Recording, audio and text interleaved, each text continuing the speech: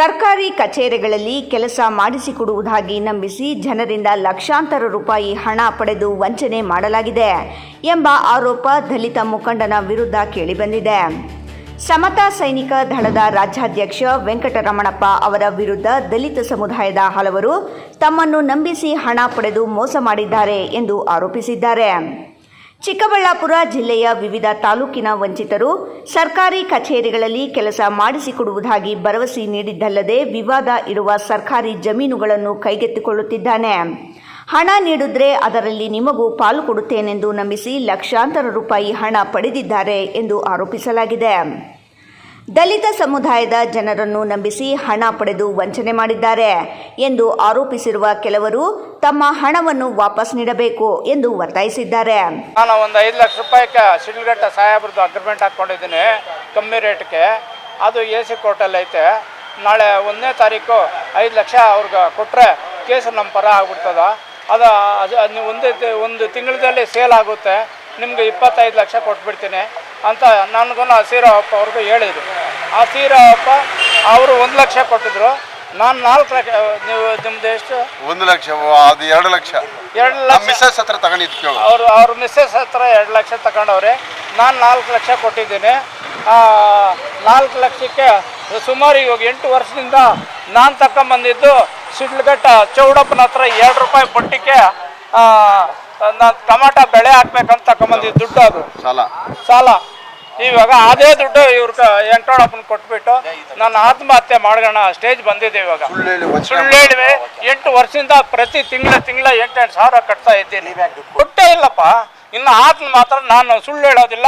ಇವಾಗ 8 ತಿಂಗಳಿಂದ ನಾನು ಬಡ್ಡಿ ಕಟ್ಕೊಂಡು ಹೋಗ್ತೀನಪ್ಪ, ನಿಂಗೆ ಸಮಯ ಕೊಡಲ್ಲ ಅಂತೇಳಿ 8 ತಿಂಗಳಿಂದ 8 ಸಾವಿರ ಕಟ್ಕೊಂಡು ಹೋಗ್ತಾವೆ. ಈ ಮೊನ್ನೆ ತಿಂಗಳ ಬೇರೆ 5 ಸಾವಿರ ಕೊಟ್ಟು ಇನ್ನು 3 ಸಾವಿರ ಕೊಡಲಿಲ್ಲ. ಇನ್ನೊಂದೆಡೆ ತಮ್ಮ ಮೇಲಿನ ಆರೋಪಗಳನ್ನು ವೆಂಕಟರಮಣಪ್ಪ ಅವರು ಸಂಪೂರ್ಣವಾಗಿ ತಳ್ಳಿಹಾಕಿದ್ದಾರೆ. ತಾವು ಯಾರಿಂದಲೂ ಹಣ ಪಡೆದಿಲ್ಲ. ಹಣ ಪಡೆದಿರುವುದಕ್ಕೆ ಯಾವುದೇ ದಾಖಲೆಗಳಿದ್ದರೆ ಕಾನೂನು ರೀತಿಯಲ್ಲಿ ಹೋರಾಡಲಿ ಅಥವಾ ದೂರು ನೀಡಲಿ ಎಂದು ಆರೋಪಗಳಿಗೆ ವೆಂಕಟರಮಣಪ್ಪ ಪ್ರತಿಕ್ರಿಯಿಸಿದ್ದಾರೆ. ಒಂದೆಡೆ ಸರ್ಕಾರಿ ಕಚೇರಿಗಳಲ್ಲಿ ಕೆಲಸ ಮಾಡಿಸಿಕೊಡುವುದಾಗಿ ನಂಬಿಸಿ ಹಣ ಪಡೆದು ವಂಚನೆ ಮಾಡಲಾಗಿದೆ ಎಂಬ ಗಂಭೀರ ಆರೋಪ. ಮತ್ತೊಂದೆಡೆ ಹಣ ಪಡೆದಿರುವುದಕ್ಕೆ ದಾಖಲೆಗಳಿದ್ದರೆ ಕಾನೂನು ರೀತಿಯಲ್ಲಿ ದೂರು ನೀಡಲಿ ಎಂದು ವೆಂಕಟರಮಣಪ್ಪ ಅವರ ಸ್ಪಷ್ಟನೆ.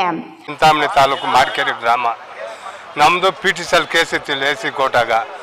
ಆವಾಗ ಬಂದ ಮ್ಯಾಗ ನಮ್ಮ ಮಾಡಿಕೊಡ್ತೀನಿ ಅಂತ ₹1 ಲಕ್ಷ AC ಡಿಮ್ಯಾಂಡ್ ಮಾಡ್ತಾವ್ರೆ. ನಾ ಕೊಡಿಸ್ತೀನಿ ಮಾಡಿಸ್ತೀನಿ ಅಂತ ಹೇಳಿದ್ರು. ₹1 ಲಕ್ಷ ನಾನು ಕೊಟ್ಟೆ.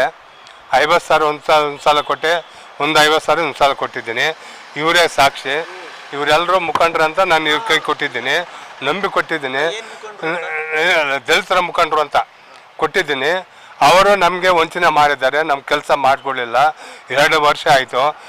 ಅವರು ಫೋನು ತೆಗಿತಾ ಇಲ್ಲ, ಅವ್ರು ನಮಗೆ ಫೋನು ರಿಸೀವ್ ಮಾಡ್ತಾ ಇಲ್ಲ, ನನಗೆ ಮಾತಾಡ್ತಾನೂ ಇಲ್ಲ. ಅವರು ಚಿಕ್ಕಬಳ್ಳಾಪುರದಲ್ಲಿ ಸಮತಾ ಸೈನಿಕ ದಳದ GC ವೆಂಕಟರಮಣಪ್ಪ ಅನ್ನೋರು ಸಂಘಟನೆಯಲ್ಲಿ ಜಿಲ್ಲಾಧ್ಯಕ್ಷರಾಗಿದ್ದರು.